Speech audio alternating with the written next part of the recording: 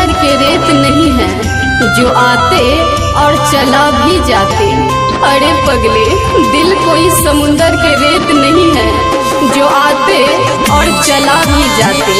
ये दिल है, ये दिल है जो इसमें एक बार आते वो जाना तो चाहते पर जा नहीं पाते। दिल तोड़ देला बहुत तड़पेला,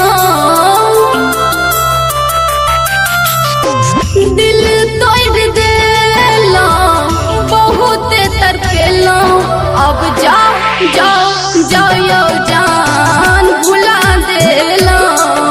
अब जाओ जान भुला देला। तुझे तो चाहा मैं जान से भी ज्यादा, एक तेरे ही लिए मैंने तोड़ लिया दुनिया से रिश्ता और नाता। अरे पगले, तुझे तो चाहा मैं जान से भी ज्यादा, एक तेरे ही लिए मैंने तोड़ लिया दुनिया से रिश्ता और नाता। पर तू क्या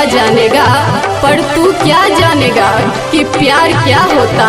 आहा से प्यार के लो तेकर सजा हम पे लहुया, बीच राह में हमरा छोड़ लो दागा अहाँ दे लहुया। आहा से जे प्यार के लो तेकर सजा हम पे लहुया, बीच राह में हमरा छोड़ लो दागा अहाँ दे लहुया। बीच राह में हमरा छोड़ लो दागा अहाँ दे लहुया।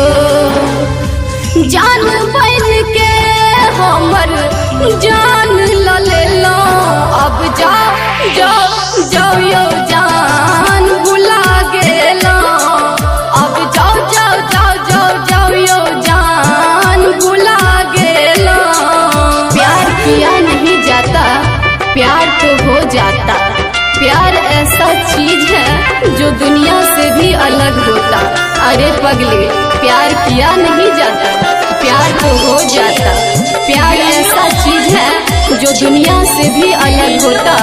जिस वक्त मुझे छोड़ कर गए उस वक्त अगर पलट कर देख लेते तो आप भी प्यार के काबिल हो जाते। आहा के खातिर हम अपन सब खुशी छोड़ लहुया, तैयो नहीं यहाँ बुझलो आहा हमरे छोड़ लहुया। आहा के खातिर हम अपन सब खुशी छोड़ लहुया, तैयो नहीं यहाँ बुझलो आहा हमरे छोड़ लहुया। तैयो नहीं यहाँ बुझलो आहा हमरे छोड़ लहुया। सोनी राघवानी कहा दिल से भूले लो। अब जाओ यो जान भुला दे लो। अब जाओ यो जान भुला दे लो। माँ सिद्धेश्वरी रिकॉर्डिंग स्टूडियो, सरसों पाही।